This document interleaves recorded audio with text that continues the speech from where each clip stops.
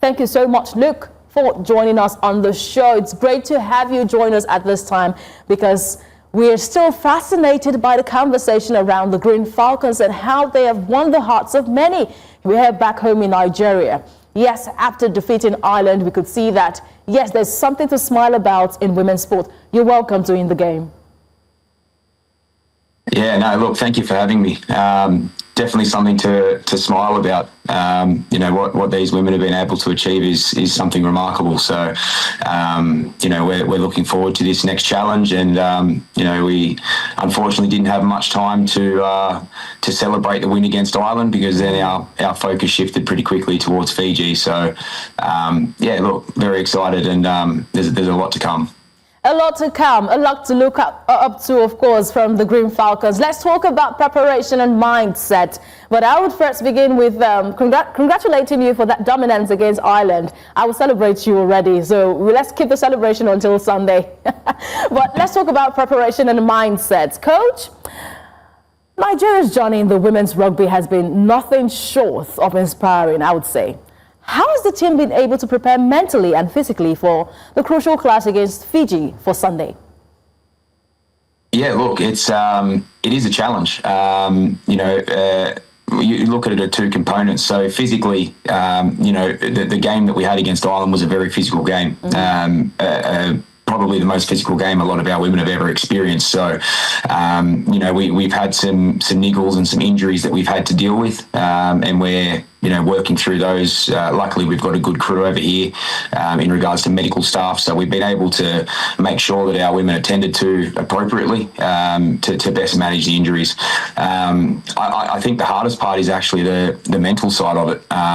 It's a lot of people probably didn't expect us to beat Ireland, and we knew that going into the game.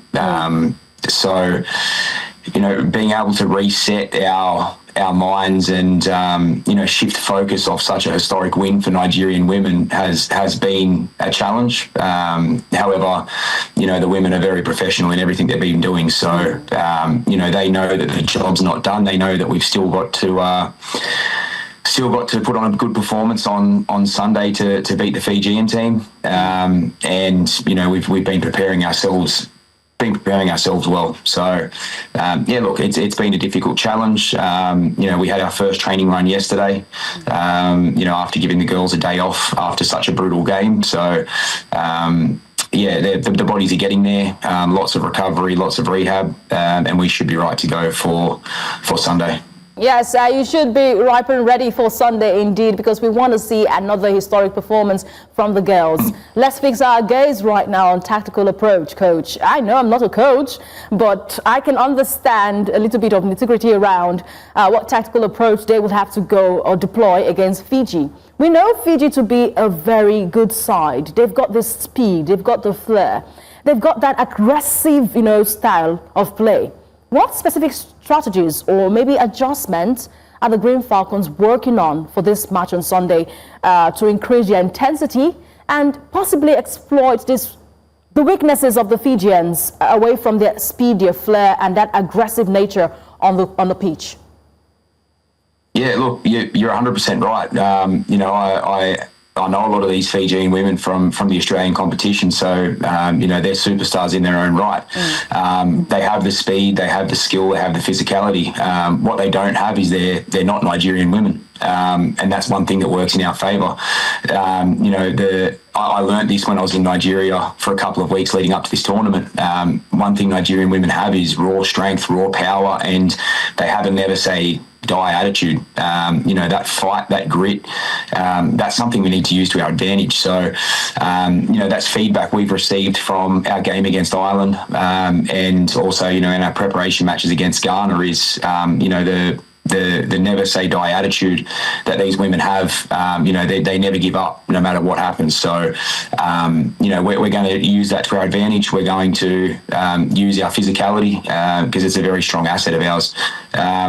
we're playing against a team of women that have been playing for 10, 15 years in some cases. As you know, Nigeria Rugby League is it's a new sport in Nigeria. It's still an emerging sport. So when it comes to the fundamental skills the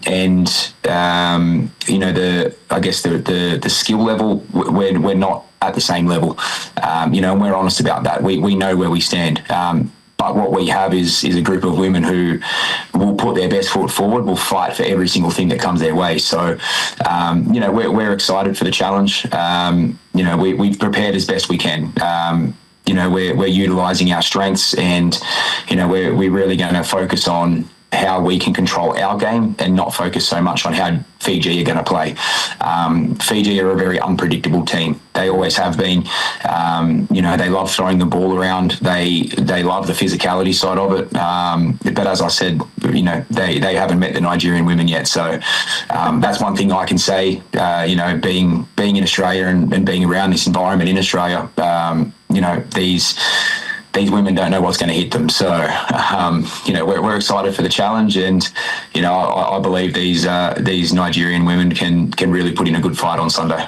Yes, that confidence is contagious, because I can get it here in the studio, and I'm saying they would never see this coming. They don't know what will hit them on Sunday. I have the same belief and confidence, and I wish them all the best. But let's look at a bigger picture from this competition and this performance from the Green Falcons. We're looking at building on the program. Now, beyond tomorrow's match against Fiji, what are your long-term goals for the Green Falcons? How do you envision building a sustainable structure for women's rugby development in Nigeria as a coach? Yeah, look, that's one thing that we've focused very heavily on since I first arrived in Nigeria, and obviously it's conversations that have continued since we've been here in Canada.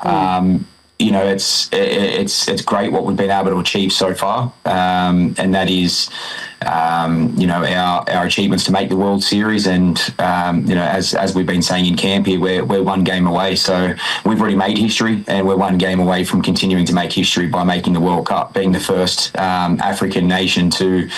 African countries who ever represented the World Cup. So, it's a really exciting prospect for us. However, you're 100% right. We're looking at how we continue on from that and building a program in Nigeria. So, I guess the one thing is we're blessed with a very good board. So our board with Nigeria Rugby League are very passionate about rugby league. They're very passionate about growing the game, both in the male and female space in Nigeria. And we're showing this by our commitment to growing rugby league through many pathways, which include school programs, youth development, and also, extensions of our men and women's competition throughout Nigeria. So, the passion and the desire to grow from the Nigeria Rugby League Association is second to none. It's something that's really going to support that push, and also the local support that we have. So, fantastic sponsorships that we have with our partners in Nigeria who really make all of these things possible for us. If it wasn't for them and their belief in what our program can achieve, we wouldn't be where we are today. So, that support that we have, is something that's pretty amazing. That's really going to help our development. So, we were very blessed to have an international pitch made for us at Alaro City. It was this purpose-made pitch that we had specifically for this game. So we played 2 international test matches on it. And it was our training facility for 2 weeks of our camp leading into this game. That's something that's never been done before in Nigeria. So, Alaro City really did support us and put us on the map when it comes to that type of, investment that they did there.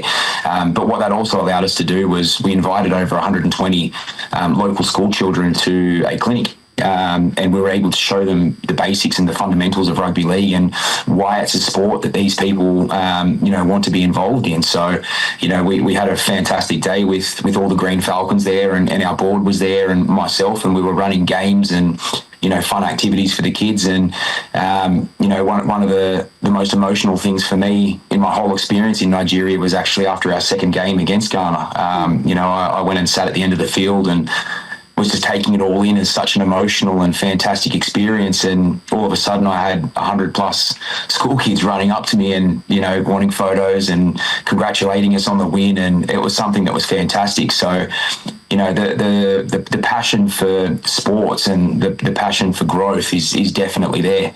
And we're really excited about how we can work both with the private sector and also the government on when it comes to the education and development of rugby league in Nigeria.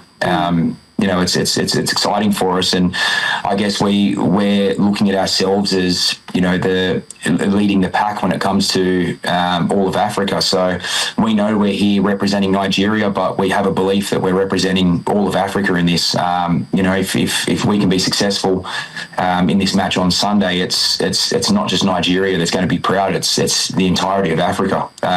We've had every nation reaching out to us, offering their messages of support, and it's fantastic. We received a message from Ghana, and that was great to see, considering we just played them and we beat them in 2 games, but they were the first ones to send us a message saying, good luck, we're behind you, do this for Africa. So there's a great opportunity there for development of rugby league in Nigeria, and we're on the right track with a strong and a stable board that we have.